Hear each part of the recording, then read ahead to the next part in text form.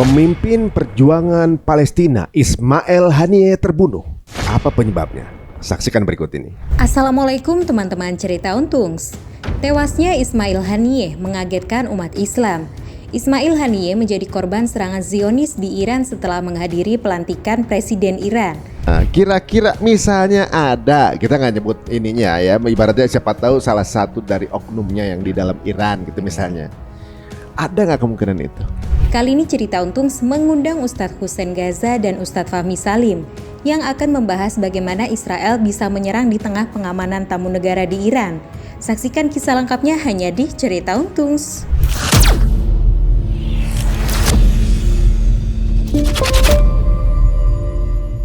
Assalamualaikum warahmatullahi wabarakatuh. Apa kabar semua pemirsa cerita Untungs ya? Terima kasih untuk tetap menyupport channel ini ya. Mudah-mudahan yang menonton tayangan ini mendapatkan rezeki, mendapatkan cerita yang informatif, tapi bukan cerita melainkan edukasi yang menguntungkan buat kita juga.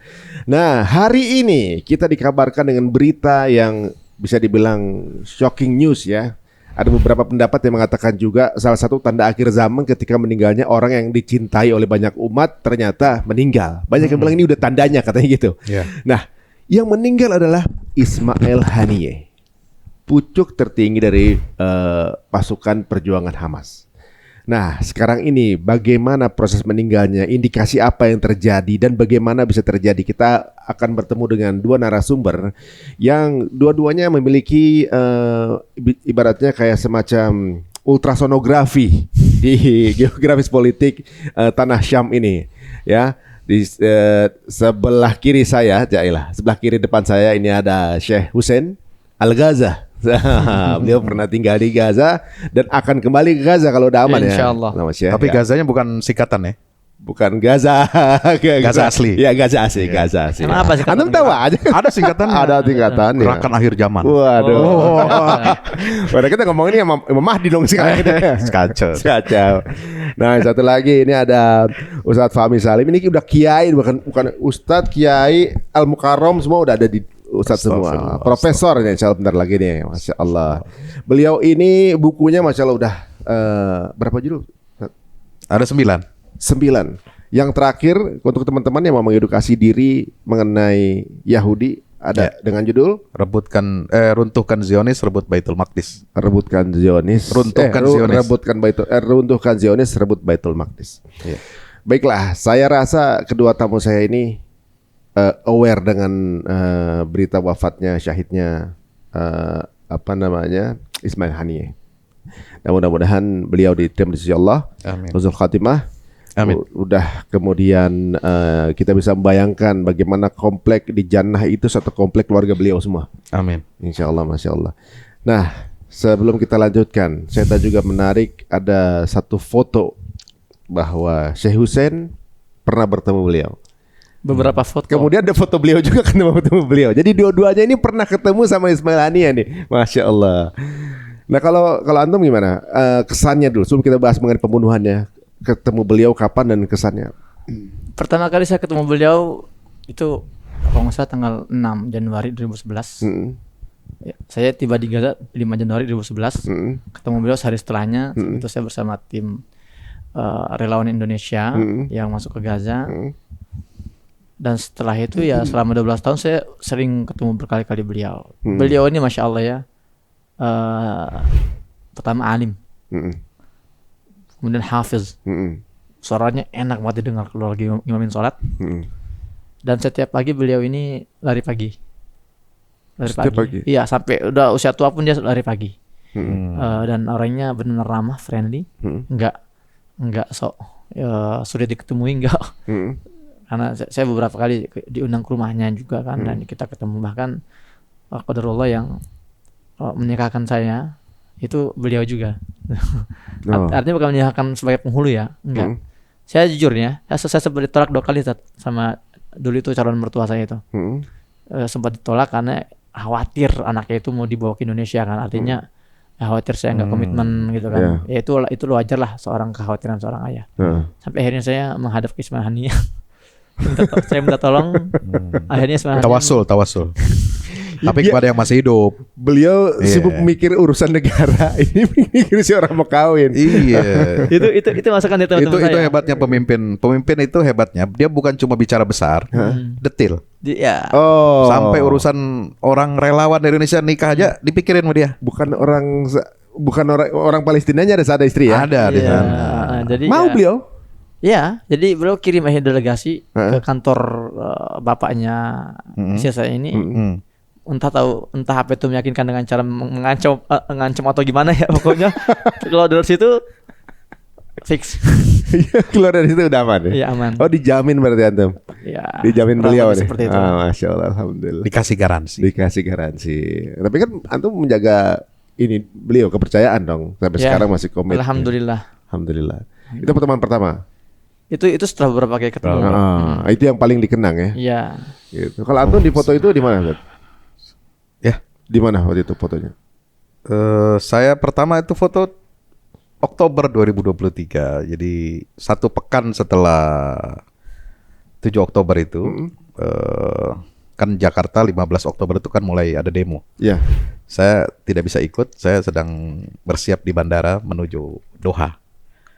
Oh ketemu di Ya, Qatar? Jadi saya ketemu di Qatar. Jadi waktu itu saya menghadiri konferensi pemikiran Syekh Yusuf Qaradawi, ya, yang ke 100 tahun ya, dan meluncurkan ensiklopedi di sana di Universitas Qatar, Qatar University.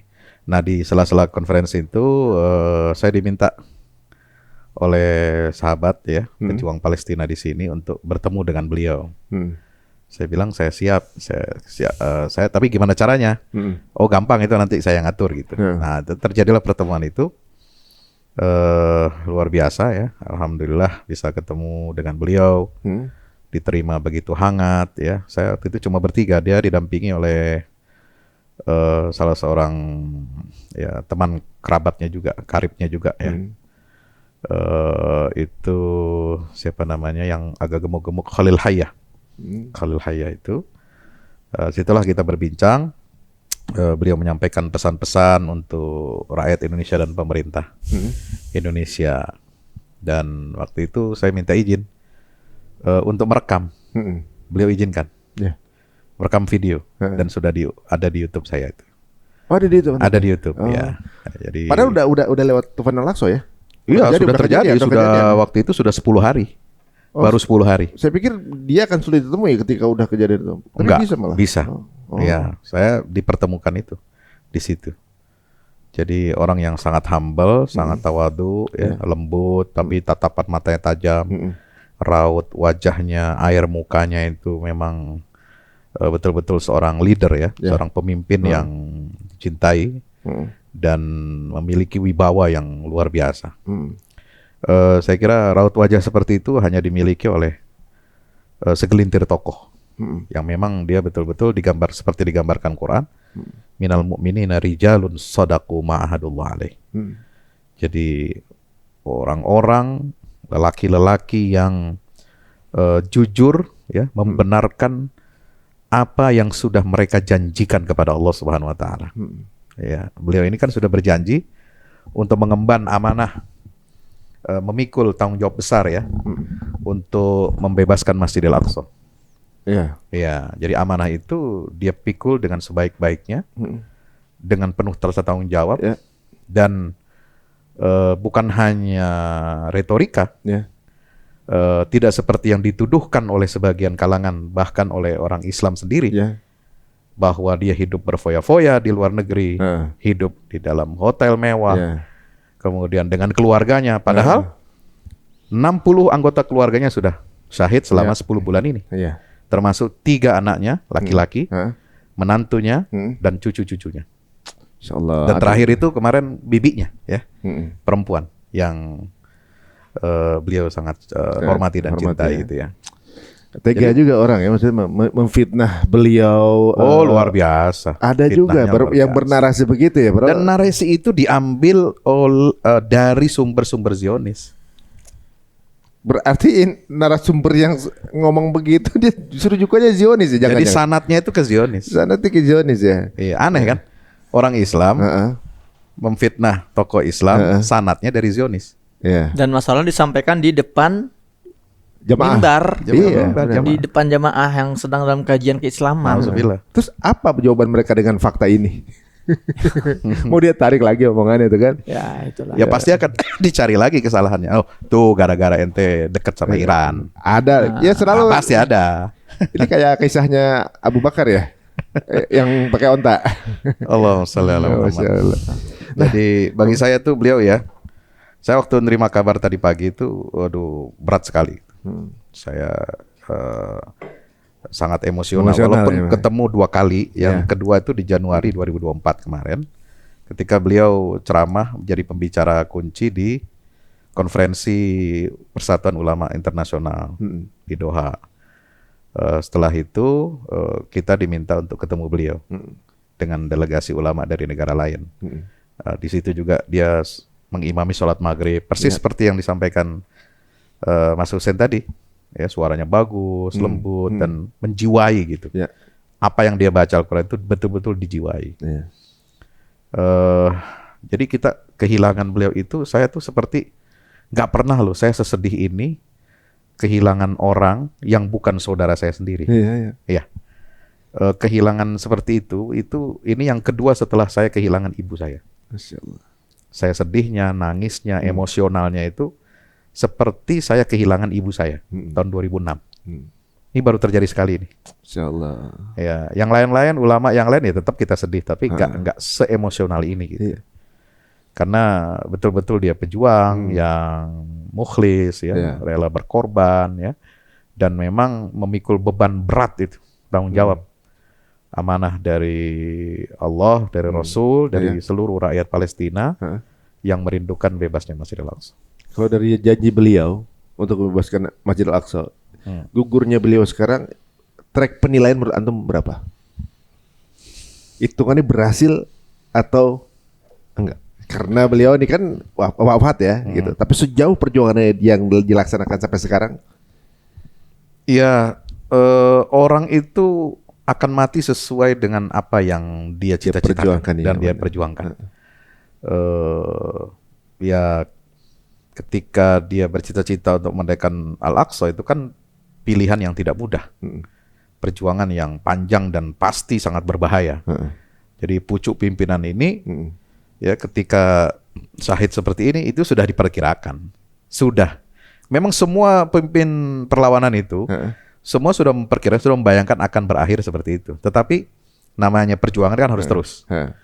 Dan Hamas itu kan bukan gerakan kemarin sore. Dia sistem yang berjalan, bukan figur. Benar. Siapapun yang akan menggantikan, yang akan melanjutkan estafet itu, saya kira tidak akan jauh dari ideologi, dari keyakinan, dari cita-cita yang selama ini diperjuangkan oleh para pemimpinnya. Jadi berani mengambil tanggung jawab itu berarti sudah menyiapkan kafannya berarti. Sudah harus siap. Seperti Sultan-Sultan Ottoman yang pakai sorban putih itu, besar-besar itu, sebenarnya itu kain kafan kan. Berarti antum nih maksudnya ganti putih. Ini batik. Oh, batik. Kan kafan gue bukan batik. Iya, benar. Nah, Syekh, kalau antum lihat sendiri ya, di pasukan perjuangan ini kan ibaratnya memang berduka sih berduka ya, tapi misi jalan terus kan berarti kan. Iya. Dan yang siapapun yang berada di pucuk pimpinan pasukan perjuangan akan berakhir punya kemungkinan berakhir dengan syahid, benar nggak? Iya. Bagaimana kalau yang antum kenal di sana, warga Palestina atau juga mungkin anggota pasukan perjuangan menyikapi ini? Jadi gini, pertama kita harus perkenalkan dulu Hamas ini sistem ya, dan Hamas ini ada setidaknya ada tiga unsur, politik ya atau biro politik, satu lagi gerakan di dalam Gaza, satu lagi militer.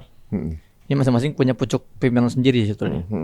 Nah, Ismail Haniyah bukan orang yang otoritatif ketika menggerakkan militer. Bukan, karena dia itu biro politik, pimpinan biro politik Hamas. Jadi dia yang memegang Hamas internasional gitu ya kurang lebih ya. Sebagai pintu diplomasi dengan Hamas pihak-pihak luar. Itu Ismail Haniyah. Untuk pimpinan Hamas di Gaza namanya Yahya Sinwar. Dulu sebelum Yahya Sinwar tuh Ismail Haniyah. Ismail Haniyah Terus pimpinan dulu itu kan Khalid Mish'al ya. Khalid Mish'al akhirnya mundur diganti oleh Ismail Haniyah. Ismail Haniyah diganti oleh Yahya Sinwar. Yahya Sinwar tuh pimpinan Hamas di Gaza. Tapi juga bukan dia yang menggerakkan militer. Bukan dia yang menggerakkan Al-Qassam. Al-Qassam punya pucuk pimpinan sendiri namanya Muhammad Al-Daif. Inilah panglima tertinggi Al-Qassam dan dia yang punya kendali tunggal ya terkait kebijakan-kebijakan para pejuang di dalam Gaza dalam segi militer. Abu Ubaidah cuma juru bicara. Abu Ubaidah juru bicara, nah, gitu ya. Dan keren sih, keren nih cara pengaturan ini. Iya, dan Muhammad Al-Daif pun bukan nama asli ya. Itu nama ya nama kunyah lah gitu. Abu Ubaidah juga bukan nama asli. Bukan nama asli gitu. Nah, seperti yang saya sampaikan oleh Ustaz Fahmi, memang itulah bedanya istilahnya kepemimpinan di medan jihad dengan kepemimpinan di medan politik. Gitu. Kalau di kita kan berebut-rebut jadi pemimpin nih, berebut karena mereka tahu ya paling ya mereka akan dapat keuntungan materi gitu kan, dan nggak ada hampir minim sekali resiko dibunuh itu minim sekali gitu kan. Kalau di Gaza ketika dia sudah dihadapkan oleh sebuah pilihan menjadi pemimpin, itu mereka menolak. Itu harus dorong oleh orang sekitar. Dan mereka tahu nasib atau ujung perjalanan hidup mereka ya kemungkinan besar dibunuh. Pimpinan Hamas yang pertama namanya Syekh Ahmad Yassin rahmatullah alaih dihabisi oleh jet F-16. Hanya untuk satu orang. Dan itu Apache atau F-16. F-16 ya. Dan dia itu orang yang lumpuh. Kedua diganti oleh Abdul Aziz Rantisi. Nah, dalam satu wawancara Abdul Aziz pernah ditanya oleh wartawan, emang Anda nggak takut dibunuh? Gitu. Dia bilang jawaban apa? Semua orang pasti dibunuh, semua orang pasti mati gitu loh. Semua orang pasti mati. Kalau saya lebih memilih dibunuh oleh Apache. Akhirnya itulah yang dibunuh oleh Apache. Abdul Aziz dia Rantisi. di mobil ya? Ya, dengan anaknya betul. Nah, anaknya juga meninggal. Iya, semua satu mobil itu. Tinggallah Ismail Haniyah juga dia tahu ancaman yang sedang membidik dia kan. Nah, maka dia itulah sebetulnya yang mengatur pola hidup para pemimpin Palestina di Gaza itu. Karena mereka tahu sewaktu-waktu mereka bisa terbunuh kapan saja. Ya, maka itu yang membuat mereka itu seperti yang dijelaskan oleh Ustaz Fahmi, memiliki karakteristik orang-orang yang lurus. Lurus dan berani, nggak takut. Nggak ada takut-takutnya mereka itu. Karena mereka tahu ya dunia ini persinggahan. Dan slogan mereka selalu satu, fa innahu la jihadun nasrun aw istishhad. Itulah jalan jihad kami. Hanya ada dua opsinya. Kita menang, lalu kita itu yang kita cari, atau kita syahid, itu yang kita impikan gitu loh. Dan alhamdulillah Ismail Haniyah syahid. Nah, jadi kalau bahas tadi pagi saya telepon oleh teman saya, wartawan Gaza, dan juga istri saya juga telepon saya, ya kita saling menguatkan. Kata-kata mereka gini, niyalu itu artinya betapa beruntungnya dia. Lulus gitu, lulus ya. Udah. Hani'an lahu. Hani'an lahu. Hani'an atau kalau kita niyalu ya nal. Dia mendapatkan nal syahadah. Kan itu yang diinginkan gitu loh. Dan sekali lagi ya, dia sudah berkali-kali menyampaikan di berbagai pidatonya. Saya selama di Gaza berkali-kali diimami oleh dia, entah itu sholat berjamaah atau pidato Idul Fitri, Idul Adha, saya selalu bareng sama dia kalau saat itu. Dan dia mengatakan gitu loh, ya kematian kami para komandan ini tidak akan sedikit pun menyurutkan perjuangan, bahkan akan semakin menggedor daya juang masyarakat para pejuang-pejuang kita, masyarakat kita gitu loh. Ya, saya terbunuh akan ada lagi pengganti saya yang akan lebih baik dibanding saya. Dia terbunuh akan ada lagi terus penggantinya, dan itu yang tidak dipelajari oleh musuh gitu lah. Musuh berpikir kita bunuh kepalanya, terputus lah gitu kan. Mereka masih pakai pola ular. Tebas lehernya, buntutnya hilang. Gitu ya kan, itu kan pemikiran gaya dunia zaman sekarang seperti itu. Pegang palanya, selesaikan tuh, buntutnya akan nurut gitu kan, langsung bisa ditaklukan gitu kan. Tapi mereka lupa bahwa menghadapi pasukan muslim itu adalah pasukan yang mencintai kematian seperti musuhnya mencintai kehidupan. Ini Masya Allah. Seperti itu. Lihat begitu, kita aja yang di negara muslim di luarnya aja kayak Kita belum punya nih mental kayak gitu. Jadi kalau bicara muslim itu dari kepala sampai buntut hidup. Kagak ada matinya. Itu cuma Amir jatuhnya ya? Nyawanya bukan lagi satu, udah 100 mungkin lebih. Iya, karena Heeh. kalau kepemimpinan dulu Ya. ya non muslim ya, Ya. idealisme itu ada di otaknya si pemimpin. Ya jadi satu negara itu di bawah misi dan visi si pemimpin itu gitu loh. Jadi ketika pemimpin itu dibunuh, Iya. kucar-kacir Habis, mereka, habis. habis. Ya, ya. Sementara kita kan enggak. Anak balita pun sudah punya ideologi yang sama dengan yang paling atas.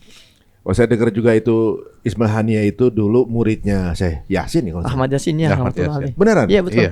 Wah, jadi berarti sebenarnya nih, berarti kalau dalam Islam itu satu organisasi termasuk apapun itu ya, itu bentuknya kayak saf salat ya berarti ya. Iya. Ketika imamnya kemudian Hmm. meninggal atau berhalangan, makmum belakang harus langsung Maju, ya. maju, Itu. menjaga perjalanan ini sampai ke tujuan nih gitu ya. Ya. Wah, jadi anggapan-anggapan mereka mungkin saya rasa ada juga yang kemudian melakukan ini, eksekutornya itu ada kebanggaan. Wow, bisa kebunuh segala macam. Mereka berpikir ini sebuah kemenangan gitu. Hmm. Apa sebenarnya pengaruhnya kepada pasukan perjuangan saat? Iya, terbunuhnya seorang pemimpin komandan itu dalam Islam itu bukan kekalahan, ya. Seperti dulu di zaman Rasulullah SAW, ya ada seorang yang sahabat mujahid, dia terbunuh, dieksekusi oleh musuh. Sebelum dia dieksekusi, dia malah mengatakan fuztu wa rabbil Ka'bah. Saya ini sudah menang demi Allah yang memiliki Ka'bah. Artinya seperti juga pejuang nabi-nabi Rasul terdahulu yang dipersekusi, dibunuh, dibantai. Itu kan mereka mendapatkan kemenangan dari Allah meskipun kelihatannya kalah gitu ya. Jadi nggak ada kata kamus kalah dalam bagi para pejuang ini. Ya. Dan yang dijadikan patokan oleh para pejuang Palestina itu adalah bahwa kepemimpinan itu boleh berganti siapapun, tetapi cita-cita tertinggi itu harus tetap terus diestafetkan, diwariskan. Makanya dalam setelah perang Uhud, ya Allah kan menurunkan ayat tuh setelah ada rumor bahwa Muhammad itu sudah mati. Ya kan? Nah, ini rumor ini dibawa oleh orang munafik untuk melemahkan semangat orang-orang muslimin di Madinah. Nah, maka Allah menurunkan ayat afa immata au qutilan qalabtum ala aqabikum. Apakah jika Muhammad itu mati atau dibunuh, ya, apakah kalian akan berpaling dari jalan ini? Akan berbalik badan? Itu kan ditantang sama Allah. Nah, jadi itu menandakan apa? Islam itu tidak bergantung kepada figur. Hatta itu Nabi Muhammad SAW. Sebab Nabi itu makanya dia mengkadar sahabat-sahabatnya untuk bisa menjadi copy paste terhadap cita-citanya Rasulullah SAW. Dan terus sampai sekarang seperti itu polanya. Berarti memang polanya dari dulu udah kebaca ya gaya Yahudi ini ya untuk main melemahkan mental gitu ya. Berarti sebenarnya almarhum ini keluarganya dibunuh dulu kan? Iya. Dibunuh maksudnya biar mungkin beliaunya juga melemah mental kan? Lemah mentalnya. Akhirnya sekarang kepalanya dibunuh biar pasukannya juga lemah mental. Iya. Ya konsep itu nggak ada di mereka sebenarnya. Nggak ada. Nah sekarang kita langsung masuk ke dalam meninggalnya beliau nih dari pendapat masing-masing. Kalau menurut pendapat masing-masing antum-antum nih, ini beliau meninggal di Iran yang kita dengar. Di Teheran, di Iran. Meninggalnya adalah sebagai tamu kenegaraan. Ya, tamu kenegaraan pasti perlindungannya kan lapisan dong gitu. Dan mendapat penjagaan khusus pasti. Pasti. Itu. Di Iran, kemudian waktu selama dia di Qatar nggak kesentuh, gitu. Nah, ada yang bilang airstrike, ada yang bilang misil, gitu. Pokoknya ada ledakan gitu yang membuat dari luar. Nah, kalau dari masing-masing gimana? Kalau antum gimana? Menurut pandangan antum, ini kenapa di Iran? Kenapa akhirnya terbidik ada di sana? Atau memang sebenarnya sudah bisa dibunuh dari kemarin, nunggu di Iran doang atau gimana? Tadi saya baca belum lama ya beberapa analisa tentang asasinasi ini, pembunuhan ini, dan mayoritas mereka menyetujui bahwa ada kaitan dengan kunjungan Netanyahu ke Amerika. Yang Netanyahu bertemu dengan Joe Biden, terus ketemu dengan Trump juga, gitu loh. Gak lama kemudian terjadi 2 pembunuhan berdekatan. apa aja tuh? Pertama yang di yang di Libanon, ya, Beirut itu namanya itu siapa? Syukri itu. Tangan kanannya Nasrullah, Hasan Nasrullah. Kemudian tidak lama terjadi di Iran ini, Teheran itu kan. Dan uniknya kedua pembunuhan ini ya, di luar Gaza gitu loh. Di luar Gaza. Seolah-olah ya, menurut analisa yang saya baca itu di Al Jazeera, seolah Netanyahu itu datang ke Amerika untuk meminta restu. Minta ACC. Minta ACC. Oke, gimana nih? Ya kita sudah harus menghentikan perang. Dan saya nggak tahu, antum entah saya pernah dibahas di sini atau dibahas di tempat lain ya. Kalau nggak salah saya bahas di sini deh, bahwa Netanyahu ini sejak 4 bulan yang lalu ya, kalau nggak salah saya pernah bahas, Netanyahu ini terjebak dalam perang yang tidak bisa akhiri. Ya, di sini kan. Dan saat itu bukan kata-kata saya, itu kata-kata analis Yahudi sendiri. Ya, Netanyahu yang awalnya dia barging gitu dari awal, hanya 2 bulan, paling lama 3 bulan. Kementerian Perangnya resign kan? Iya, cuma akhirnya nggak bisa berhasil, dan dia terlanjur menjanjikan bahwa kemenangan. Satu sisi dia sudah rapuh, sudah porak-poranda di barisan dia, dan dia berusaha mencari jalan keluar. Dan jalan keluar itulah yang sedang dia cari. Meskipun dia dari awal kan mentargetkan, saya nggak akan menghentikan perang ini kecuali para tawanan bebas. Kedua, kekuatan Hamas di Gaza habis, gitu kan? Karena dia tahu ini nggak realistis, dan juga bahkan pihak Gedung Putih di Amerika pun semua sepakat ini nggak realistis, nggak mungkin terjadi. Nah, dia berusaha mencari alternatif, jalan keluar alternatif. Dengan apa? Dengan mentarget para pemimpin, para pejuang ya Hamas yang ada di luar Gaza.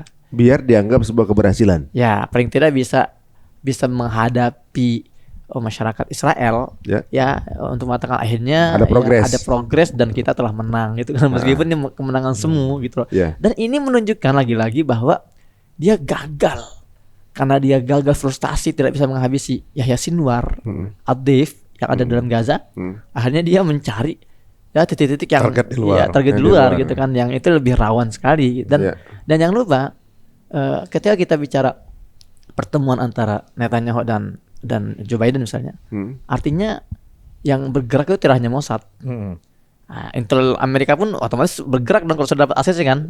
Artinya di situ sekuat-kuatnya sebuah negara gitu, dengan pertahanan intelijennya. Ya, saya rasa nggak bisa sih menghindari ya penetrasi dari 2 badan intelijen besar ini, Mossad dan CIA. Yang paling jago ngintip lagi dua-duanya ya. Ya, gitu loh.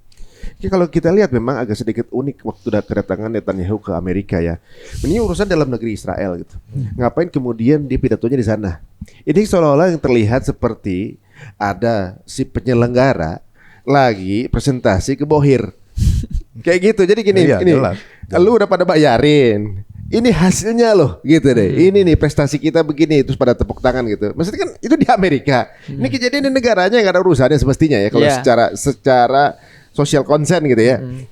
Dia pidato di sana ingin menunjukkan bahwa apa yang dilakukannya berjalan seperti rencana dan banyak progres, kan seperti itu seolah-olah gitu. Dan ketika ada terjadi nama baik yang kemudian difitnah, dia ngerasa difitnah kan? Wah, karena gini nih. Terus kemudian di standing applause itu kan kelihatan banget bahwa sekarang makin jelas ya. Kalau dulu kan kita ngelihat mereka ini kan berbaur gitu ya. Sekarang makin marah menjelaskan diri gitu.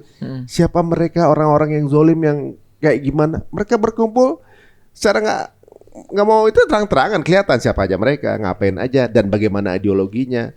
Ini Mas Ari, ini adalah satu fakta yang bisa membantah argumen narasi yang selama ini beredar bahwa ini konflik politik antara Israel dan Palestina. Itu kan selama ini kan. Ada orang-orang di Indonesia bahkan selalu mengkerucutkan. Kalian gak usah ikut campur, ini urusan mereka antara Israel dan Palestina. Nah, dengan ada ini kita sekarang bisa ngomong apaan urusan politik. Itu Amerika ikut bantu. Iya, benar. Itu Prancis ikut bantu, Inggris ikut bantu.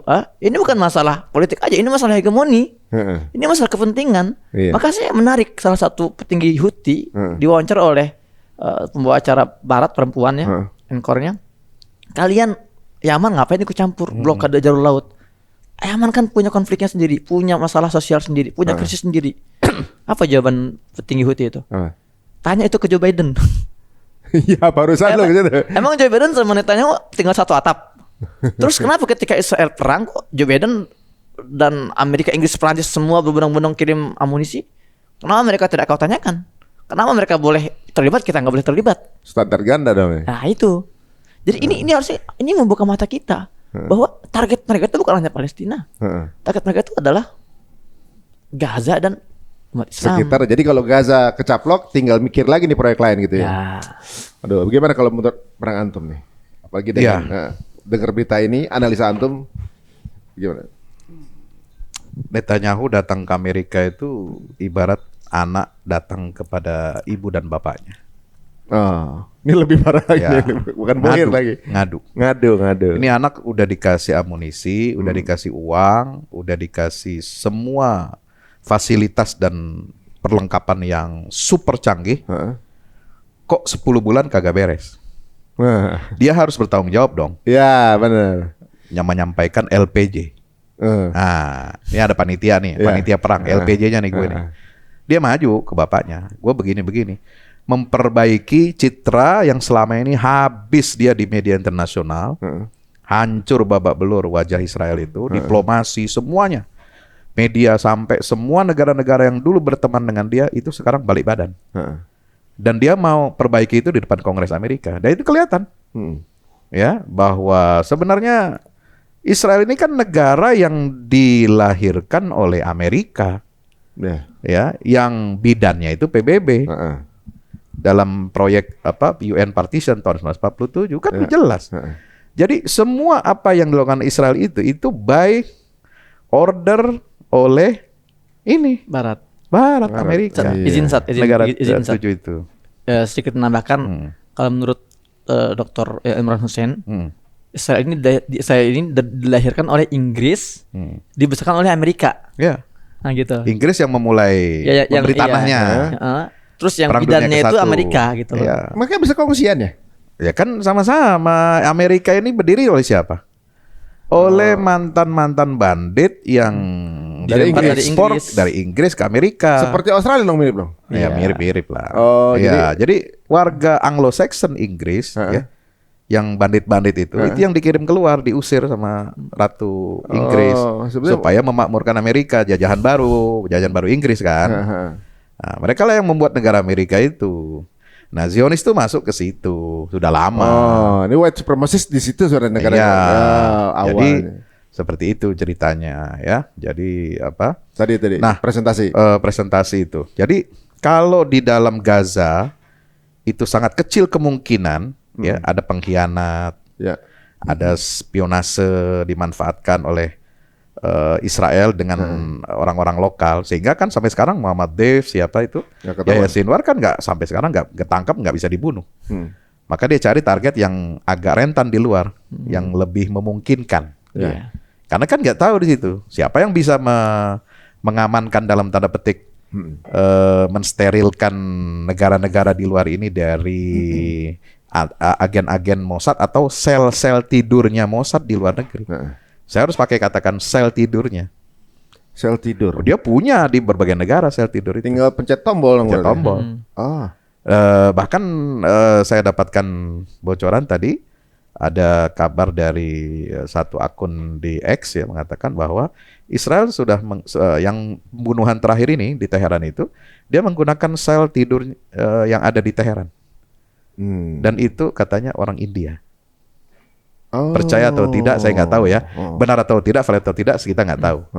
Ya, melalui sel tidur itulah terjadi Sekutornya serangan dia? itu. Sekutornya Ya. dia.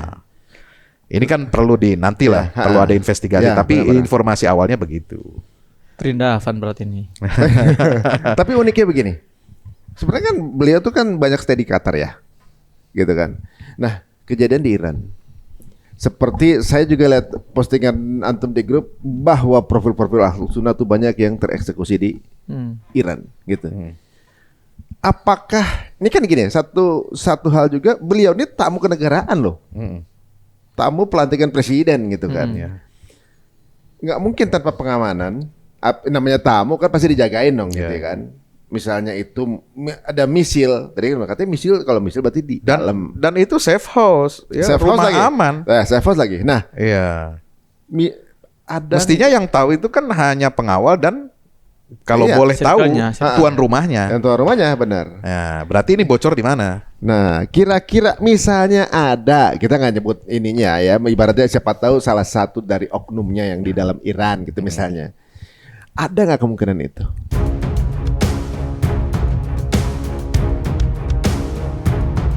Negara Arab bakal ada perubahan sikap nggak? Negara Arab ya, bukan Saudi Arabia aja, tapi negara Arab yang biasanya lebih silent akan ada perubahan sikap atau enggak? Ya pastinya Israel dan sekutu-sekutu Zionis Arab itu pasti senang dengan kabar ini. Dengan Senang, malah kabar senang. Seneng iya dong. banget. Senang banget. Ya, sekutu